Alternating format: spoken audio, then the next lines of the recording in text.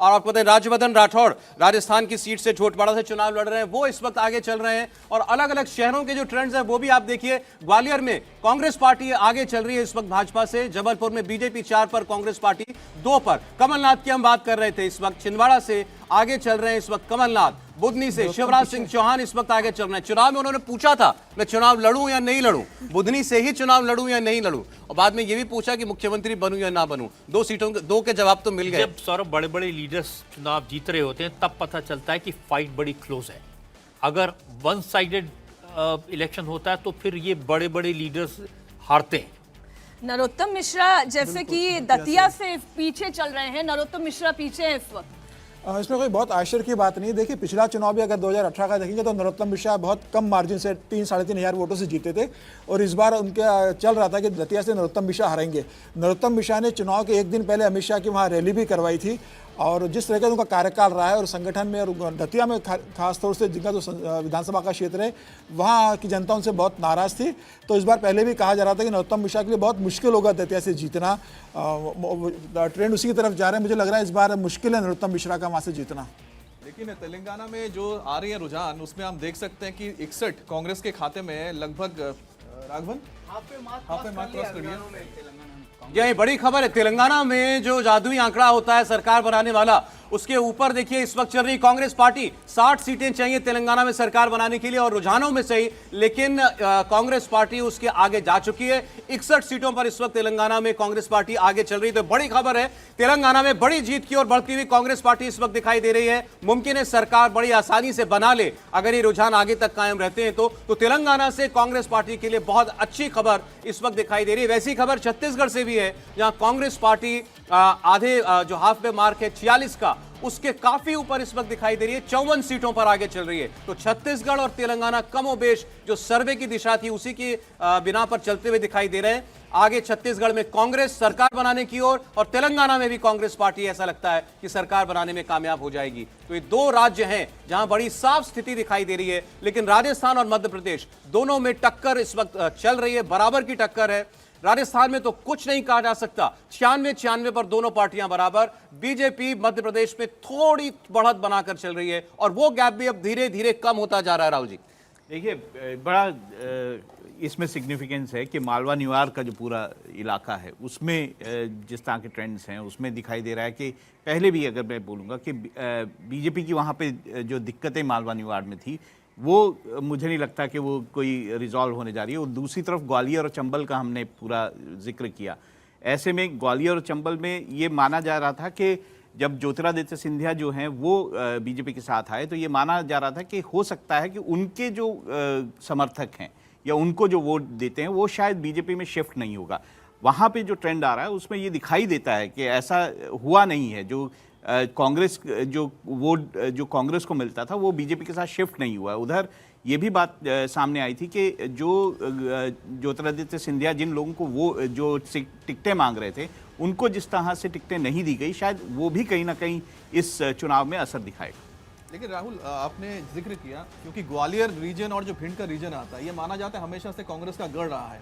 अब कांग्रेस के गढ़ में जब ज्योतिरादित्य सिंधिया आए तो शायद बीजेपी को लगा कि वो वोट बैंक भी आएगा, लेकिन साथ में वहां पर जो सबसे मेजर अब दिक्कत जो नजर आ रही है कि जो महल की राजनीति होती थी और एक होती थी कि महल के बाहर की राजनीति जो नरेंद्र सिंह तोमर या बीजेपी करती थी, और ज्योतिरादित्य सिंधिया जो महल की राजनीति करते हैं, क्या वो क्लैश हो रहा है और उस क्लैश में क्या लूज हो रही है ज्योतिरादित्य सिंधिया की जो क्रेडिबिलिटी थी? देखिए, बीजेपी की वहाँ पे दिक्कतें हमेशा से थी। वहाँ पे बीएसपी का काफ़ी असर भी दिखाई देता है। अगर हम ग्राउंड पे देखेंगे तो बीएसपी का भी काफ़ी असर दिखाई वहाँ पे देता है, और वो ऐसा इलाका है जहाँ पे एससी वोटर्स बहुत ज़्यादा हैं।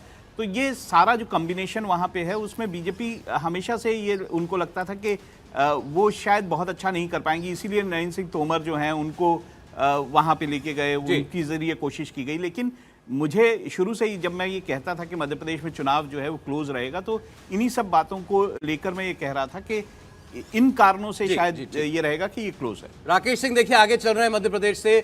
शिवराज सरकार में होम मिनिस्टर नरोत्तम मिश्रा दतिया से, वो इस वक्त जो है रजत जी पीछे चल रहे हैं। ये जो बीजेपी के ब्राह्मण फेस हैं, लेकिन आपने देखा होगा बयानबाजी करते थे और लगातार विवादों में उलझे रहते थे। बाद में उन्होंने उसको कवर भी किया, लेकिन विरोधियों को जवाब देने के लिए वो सबसे आगे आकर के बोलते थे।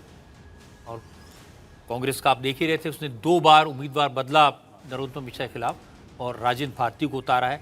कैंपेन के दौरान राजेंद्र भारती नरोत्तम मिश्रा को अच्छी टक्कर देते दिखाई दे रहे थे और इस सीट पर 27,000 ब्राह्मण और इतने कुशवाहा वोटर हैं। तो अगर नरोत्तम मिश्रा के लिए मुश्किल है सीट तो उसमें कोई आश्चर्य नहीं है जी। और ऐसे आप देखें मध्य प्रदेश में टैली में अंतर 8 सीटों का चल रहा है इस वक्त बीजेपी और कांग्रेस के बीच में। 118 पर भारतीय जनता पार्टी जो है वो आगे चल रही है और 110 सीटों पर कांग्रेस पार्टी जो है वो आगे चल रही है। और यहां पर दिग्विजय सिंह के बेटे और भाई वो दोनों चुनाव लड़े थे जी। ये चाचौड़ा सीट है। लक्ष्मण सिंह दिग्विजय सिंह के भाई हैं। पिछला चुनाव यहां से जीते थे लक्ष्मण सिंह, जब दिग्विजय मुख्यमंत्री थे तो वो इस सीट से विधायक थे और 30 साल से यहां 5 बार कांग्रेस और बीजेपी 1 बार जीती है। अब अगर वोटों का समीकरण देखें, जातियों का देखें तो 65,000 मीणा और 30,000 दलित वोटर इस सीट पर है। और एक जो जितने सांसद उतारे हैं भारतीय जनता पार्टी ने मध्य प्रदेश में, उसका कुछ असर आपको टैली पर दिखाई देगा कि लगातार वो लीड कर रहे हैं। और ये सारे मंत्री और सांसद जो थे ये अपना चुनाव अच्छा लड़े हैं, अभी तक वो हमको ट्रेंड्स में दिखाई दे रहा है। और ऐसे एक सांसद गणेश सिंह थे। और सारी सीटों का ट्रेंड इस समय मध्य प्रदेश से आ चुका है। तो 117, 111 इससे वेरी वेरी क्लोज फाइट, बहुत ही कड़ा मुकाबला है। सतना की सीट जिसका जिक्र कर रहे थे, ये पहले पिछले चुनाव में कांग्रेस के पास थी, इस बार बीजेपी ने इस सीट से गणेश सिंह को उतारा है, जिनका आप नाम ले रहे थे। सिद्धार्थ कुशवाहा इस इलाके से आते हैं, परिवार का बड़ा असर है, वो उम्मीदवार हैं और उनके जो फादर हैं सुखलाल कुशवाहा, उन्होंने लोकसभा चुनाव में 2 पूर्व मुख्यमंत्री अर्जुन सिंह और वीरेंद्र सिंह सखलेचा को चुनाव हराया था। तो उनके परिवार का जो असर है उसका फर्क दिखाई देगा। राजस्थान में आप देखें कांग्रेस पार्टी 2 सीटों से इस वक्त रुझानों में आगे चल रही है। 98 पर कांग्रेस है, भारतीय जनता पार्टी 96 पर है। तो जो सर्वे बता रहे थे बिल्कुल उसके आसपास जो है नतीजे दिखाई दे रहे हैं। कुछ नहीं कहा जा सकता कौन सी पार्टी कब आगे हो जाए, बिल्कुल बराबरी की टक्कर दिखाई दे रही है। छत्तीसगढ़ में लेकिन कांग्रेस पार्टी ऐसा लग रहा है एक कंफर्टेबल विन की ओर बढ़ रही है। एक बड़ी अंतर से जीत दर्ज कर सकती है। 58 पर कांग्रेस आगे चल रही है, बीजेपी 31 सीटों पर आगे चल रही है। अगर कोई सरप्राइज बीजेपी को उम्मीद थी कि उसे छत्तीसगढ़ से मिलेगा तो अभी तक तो वो दिखाई नहीं दे रहा है। पिछले तो चुनाव की तुलना में बीजेपी ने अपनी टैली कुछ इंप्रूव जरूर की हो, लेकिन कांग्रेस पार्टी को चुनाव जीतने से रोकने के लिए अभी बहुत बढ़त जो है कांग्रेस पार्टी को लेनी पड़ेगी। मध्य प्रदेश के अंदर 10 सीटों का अंदर इस वक्त आपको बीजेपी और कांग्रेस में दिखाई देगा। अब 8 सीटों का अंतर हो गया। 118 पर आगे चल रही है बीजेपी, कांग्रेस 110 पर 111 हो गया। अब 230 ट्रेंड्स पूरे हमारे पास है। राजस्थान में भी सारी सीटों के जो रुझान है अब आ चुके हैं हमारे पास। अन्य का खाता 5 पर है और ये कहा जा रहा है कि जो अदर्स हैं ये इनकी संख्या इस बार अच्छी खासी होगी। पिछली बार 20 से ज्यादा ऐसे थे ये छोटी पार्टियां और निर्दलीय मिलाकर, और उनकी भूमिका बहुत महत्वपूर्ण थी और मुमकिन है कि इस बार भी ऐसा हो। लेकिन एक बड़े वोकल मंत्री राजस्थान के, उनकी बात हम जरूर करेंगे, प्रताप सिंह खाचरियावास जी। ये जयपुर की सिविल लाइन सीट पर प्रताप सिंह खाचरियावास कांग्रेस के कैंडिडेट हैं, हमेशा टीवी पर दिखाई देते हैं, अशोक गहलोत को डिफेंड करते हैं। ये भैरव सिंह शेखावत के भतीजे हैं जो 2004 में बीजेपी छोड़कर कांग्रेस में शामिल हुए थे और इस सीट पर मुसलमान, दलित, राजपूत वोटर्स का असर है और ये काफ़ी वोकल अपने इलाके में है जी। और एक जी तकरीबन 2,500 वोट से ही आगे चल रहे हैं प्रताप सिंह खाचरियावास पहले राउंड के बाद।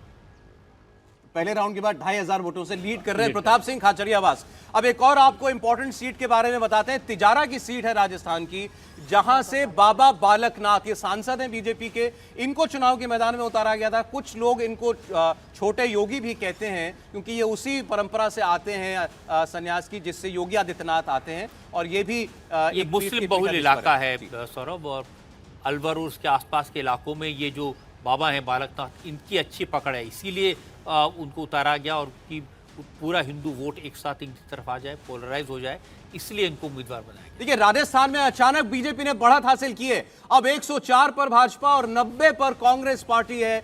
14 सीटों की बढ़त इस वक्त रुझानों में राजस्थान में दिखाई दे रही है भारतीय जनता पार्टी का। और यह पहली बार ऐसा हुआ है कि एक लीड जो है वो भारतीय जनता पार्टी ने हासिल की है राजस्थान में। 104 पर बीजेपी और 90 पर इस वक्त कांग्रेस पार्टी लीड लेती हुई दिखाई दे रही है।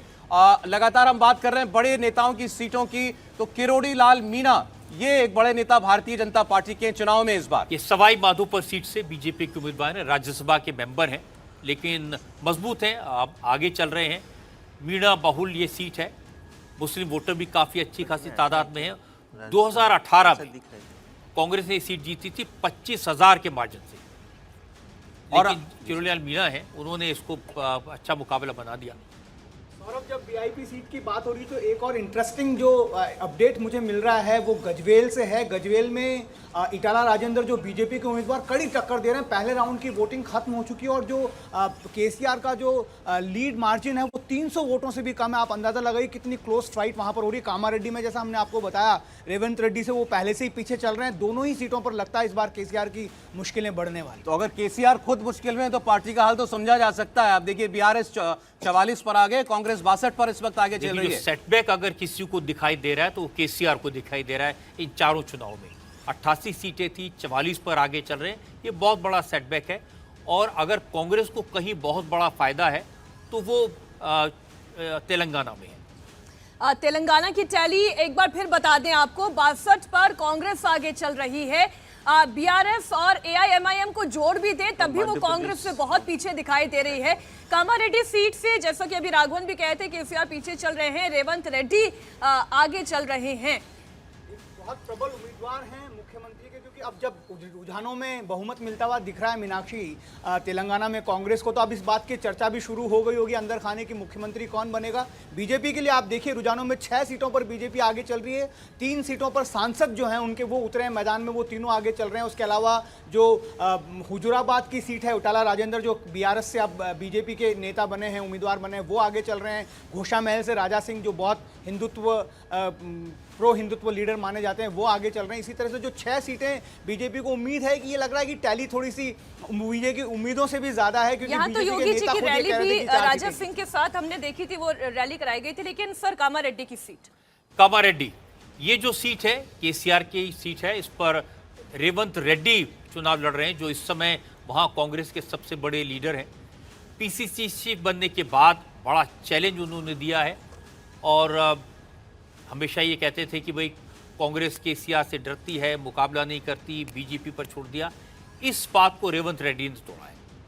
उन्होंने केसीआर को चैलेंज किया, पार्टी को खड़ा किया और कांग्रेस पार्टी को विश्वास दिलाया कि केसीआर को चुनौती दी जा सकती है, केसीआर को हराया जा सकता है। इसलिए रेवंत रेड्डी अगर कांग्रेस की सरकार बनती है तो उम्मीदवार हो सकते हैं मुख्यमंत्री पद के। देखिए मीनाक्षी, आपके शहर जोधपुर में 6 पर कांग्रेस पार्टी आगे चल रही है और 4 पर इस वक्त बीजेपी लीड ले चुकी है। देखिए ये जो शुरुआत में चर्चा चल रही थी सौरभ की, कुछ नामों के सिलेक्शन को लेकर बीजेपी ने गड़बड़ की, उसमें से एक सीट जोधपुर की भी आती है। अब एक सीनियर लीडर को बैठा देना, उन्हें टिकट ना देना, देखिए उम्र का तकाजा कहा जा सकता है, लेकिन नुकसान वहां पर उठाना पड़ा है भारतीय जनता पार्टी को। जोधपुर में कांग्रेस बहुत मजबूत है, हालांकि गजेंद्र सिंह शेखावत वहीं से सांसद आते हैं, लेकिन यहाँ पर जिस तरीके से कांग्रेस ने अपना होल्ड बनाया सरदारपुरा सीट से, तो खैर वो खुद ही चुनाव लड़ रहे हैं और अच्छी खासी संख्या से आगे मध्य प्रदेश